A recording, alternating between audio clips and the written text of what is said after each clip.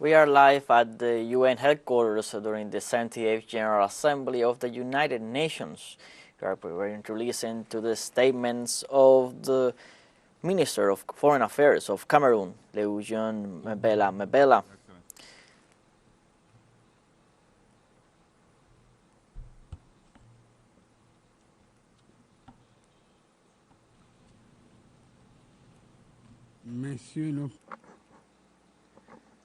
Mr. President,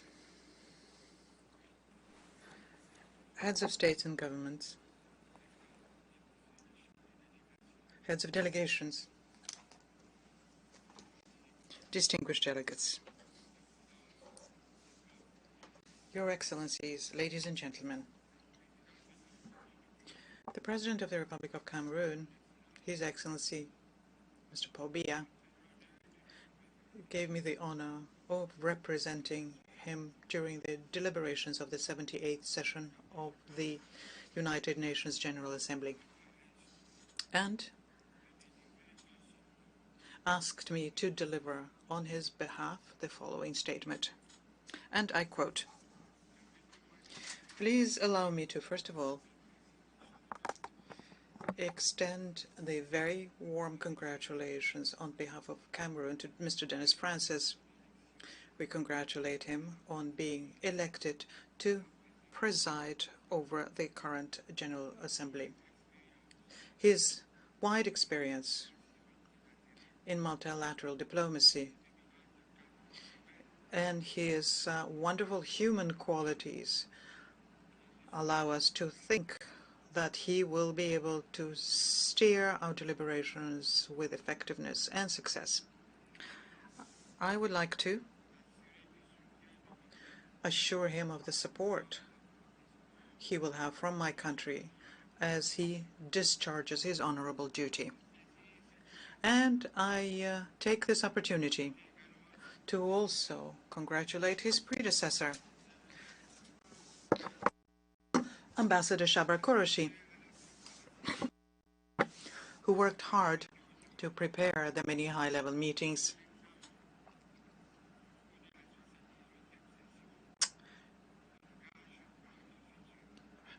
which prepares our future. We wish him every success, and we are grateful to him. Furthermore, it is my pleasure to express towards the Secretary General, Mr. Antonio Guterres, my appreciation of the achievements he has been able to obtain so far in his capacity. He has the full support of Cameroon as he deploys efforts to make sure that our common organization is effective and is tackling the many challenges it is facing. And finally, from this high rostrum, I would like to express the support and solidarity of Cameroon to the government and the peoples of the Kingdom of Morocco and the Republic of Libya in the wake of the natural disasters they have recently experienced, and which brought in their wake the loss of human lives and material damages. Mr. President, Your Excellencies, ladies and gentlemen, the topic chosen for this current session of the General Assembly, namely rebuilding trust and reigniting global solidarity, accelerating action on the 2030 Agenda and its sustainable development goals towards peace, prosperity, progress, and sustainability for all. Now, the relevance of this theme is obvious. Indeed, this 78th session of the General Assembly takes place against the background where the tensions geopolitically is growing, and it impacts peace, development, the social situation in many countries, in particular in Africa, in Asia, in Latin America, and in Europe. It is the case in particular in Ukraine, in the Sahel region, the Great Lakes region, and in the Horn of Africa. This situation makes more fragile and is compounded by the COVID-19 pandemic efforts and impacts growth and development and prevents us from effectively fighting climate change. Fortunately, we are happy to see that the international community has mobilized itself to reach a consensus on some of these major challenges. This is a case of the Agreement on Climate. This is also the case on the Sustainable Development Program that we launched together here in this very hall in 2015, which is accompanied by the Addis Ababa Program for Action. More recently, we adopted the Ottawa Framework Convention and the Marine Biodiversity Agreement. It is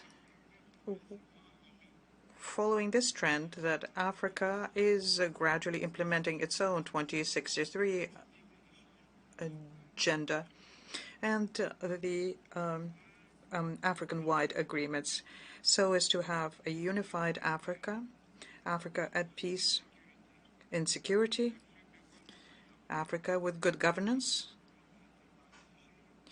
with shared prosperity, Africa which is called upon to play a major role in international relations between now and 2063. Now, despite all of these efforts, the expected accomplishments are yet to appear. Well, now, why is that? Mr. President, inter alia, we need to recognize here that action, unfortunately, did not always follow speech. Let me quote here the insufficient mobilizations of the means for the implementation of the SDGs, or the fact that that 0.5% ODA goal has not been attained. Let me also recall that sometimes immobilized means come late or distributed very sparingly or accompanied with conditions. Sometimes the political will is brought into question when it follows egoistical considerations, which is not in line with general interests and growing solidarity amongst peoples and nations. And lastly, the tools, the mechanisms, the institutions, and the pathways which were put together after the World War II to promote peace, security, economic and social development are no longer quite as relevant and effective because of the growing diversity and complexity of the world today. Mr. President, so what can we undertake now? First of all, we need a new, greater political will, new awareness, the kind of awareness that underscores general interest, where science is in the service of humanity as a whole, so as to ensure the well-being of one and all in such areas as peace, security, health, or economic, social, and cultural development. In this regard, We need to base our work on the charter of our organization and align ourselves to its goals and purposes. We need to resolve conflicts through dialogue and need to promote a renewed global financial architecture and work relentlessly to see equitable global development, the kind which will enable all regions of the world to aspire to growth and prosperity.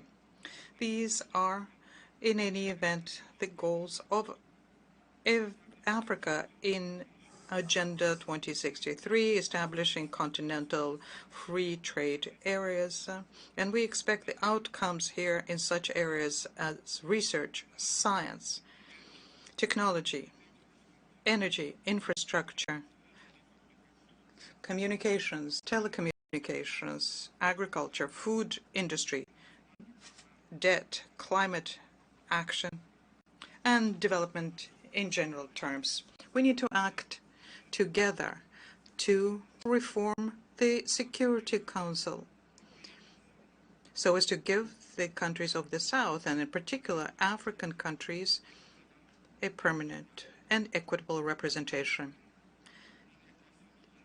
Indeed, countries are represented on the Council, but Africa is the only continent that has never had permanent representation within the Council, whereas two-thirds of its activities take place on the continent.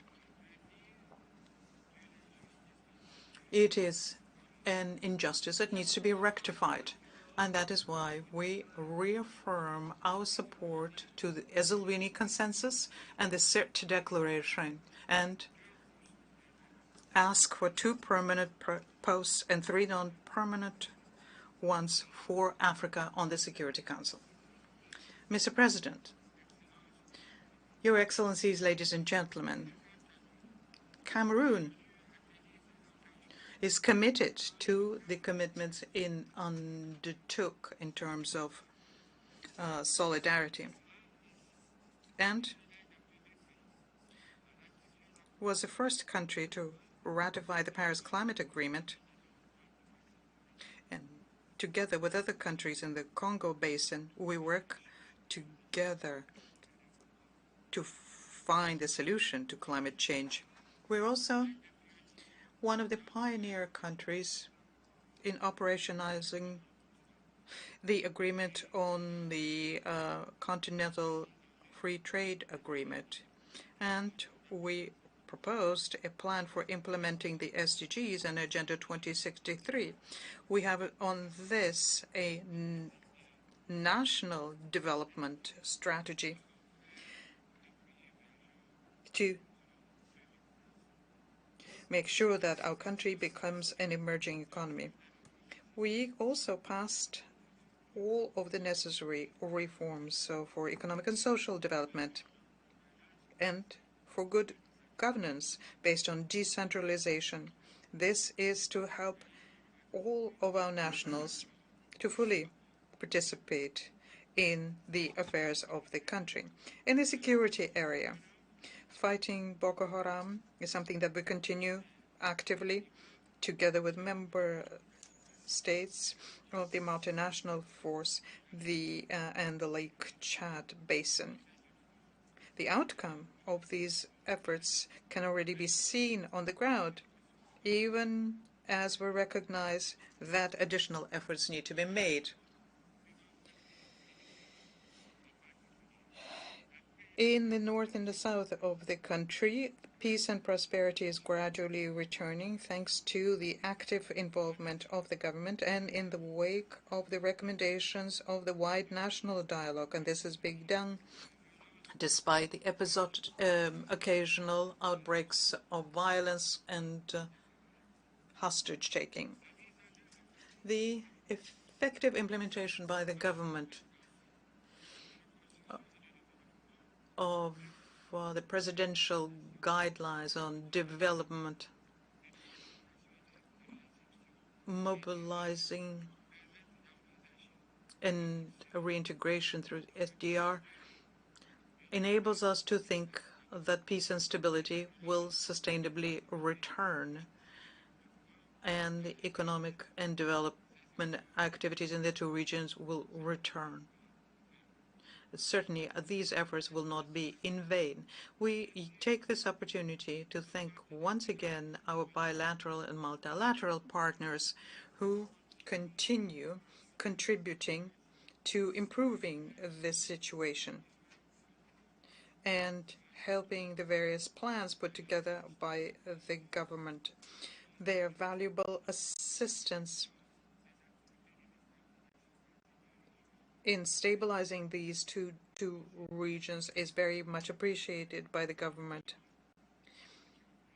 which is extending its hand to those who lay down their weapons. Your Excellencies, ladies and gentlemen, the world is changing in front of our eyes, and we therefore need to come up with decisions and solutions to make it better for the well-being of our people. And we can do it as long as we strengthen our solidarity and all tackle our challenges, including such as artificial intelligence. But we do have tools for that. If they're well used, we'll be able to attain the hoped-for results so as to ensure that humanity survives and that it has a better future. I thank you. End of quote. I thank the Honorable Minister